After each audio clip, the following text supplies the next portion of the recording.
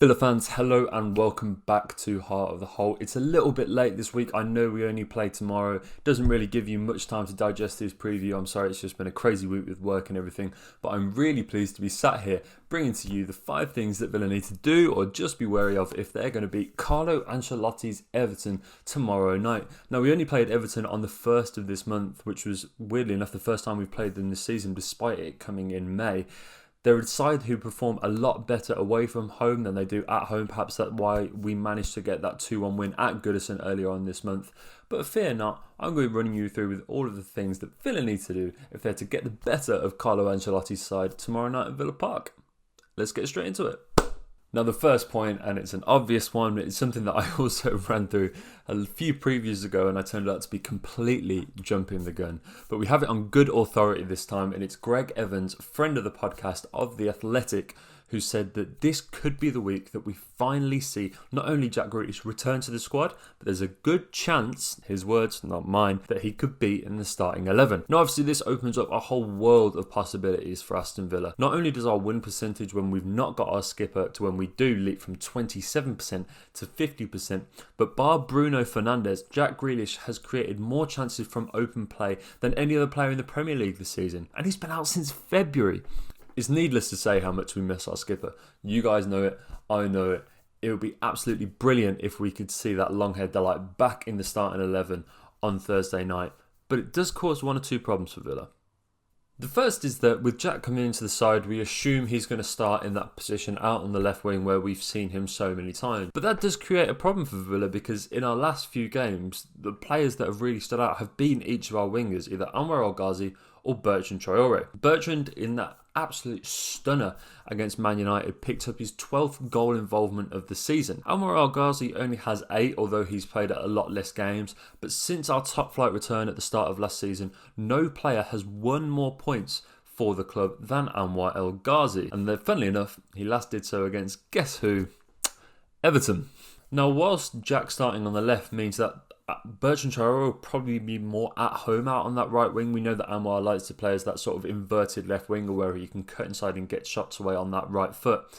I don't think Dean should instantly discount Anwar. I think if he is dropped, regardless of who's starting ahead of him, even if it is Jack Grealish, he can probably feel a little bit of groove given how he's played in recent games. But that selection dilemma is going to be really important to seeing how Dean favours his wingers in this setup. Now next up is another selection dilemma for Dean, but this time it's an enforced one. Yes, obviously I'm talking about Ollie Watkins' 2 yellow card sending off against Manchester United. Controversial as it may be, it does mean that we're going to have to play this game without our all-important striker who's provided us with a much needed 17-goal contribution haul this season. Only one player in the Villa squad has played more minutes than Ollie Watkins this season, and it's Emi Martinez. He's played 2 minutes more than Ollie, and those were the 2 minutes that he played on the pitch after Ollie had been sent off.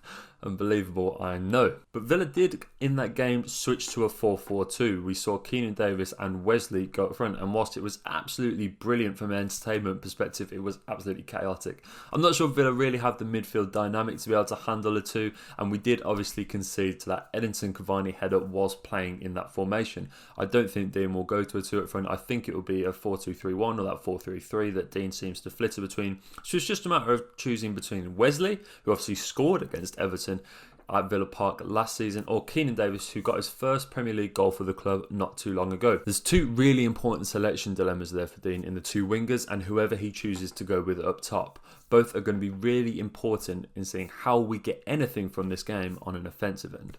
Now, with this Everton side coming to Villa Park, there's 2 things I think we need to be really wary of, and they sort of play into one another. The first is that Everton have an unbelievable away record this season. They've lost just 3 of their 17 away games, winning 11. That's a very impressive record indeed. They turn to a completely different beast once they leave Goodison Park, and they showed that when they went to the London Stadium and beat high-flying West Ham 1-0 on Sunday. So Villa need to be aware that Everton are going to be a completely different animal when they come to Villa Park, especially as they have all that European football still to play for. Villa don't exactly have a glorious record against Everton at Villa Park. You'd have to go back to 1999 for the time we won 2 consecutive home games against Everton at Villa Park. So Villa need to be aware that just because we beat Everton not too long ago know just 12 days ago at the time of recording, in fact, it doesn't mean anything like that we're going to be able to do one over on them again.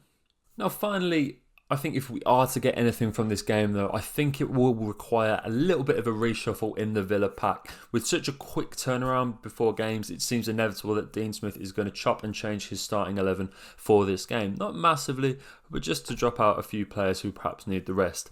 One of those players that I think will suffer from this is Douglas Luiz, who, and there's absolutely no slander here, Doug, you know we love you here on the Villa Filler, didn't have his finest hour against Man United when he gave away that penalty. But one player who I think should come in, and it's a fairly obvious one, it's not quite a like for like, but positionally it makes sense, is Marvelous Nakamba, who I think's had a fantastic season. I think he's come on in leaps and bounds. Every time he's come into the starting 11, it feels like he's been sturdy, reliable, and he's done a job, and he can probably feel a little bit aggrieved he hasn't got a more enhanced role in the squad as a result. Marvelous ranks 5th in the squad for tackles per 90. He's so efficient with how he dispossesses players, and this is backed up by the fact he ranks 9th in the squad for fouls per 90, in which he commits less than one per game, 0.9. Douglas Luiz has by far and away the worst disciplinary record in the squad, one of the worst in the league. In fact, I think he's picked up 13 yellows at this point this season. So just having someone who's a little calmer, a little bit more sturdy in dispossessing Everton's very technical midfield could be very important in making sure that we pick up the 3 points that we'd love to see Villa get on Thursday night.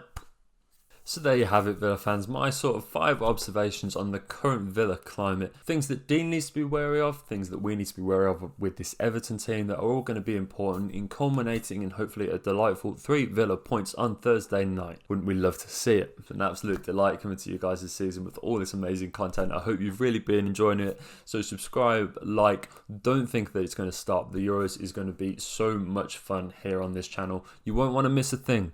So hit that subscribe button, hit the bell as well. Why not? It's free. It'll let you know every time we upload a video. Stay tuned, Villa fans. See you Thursday.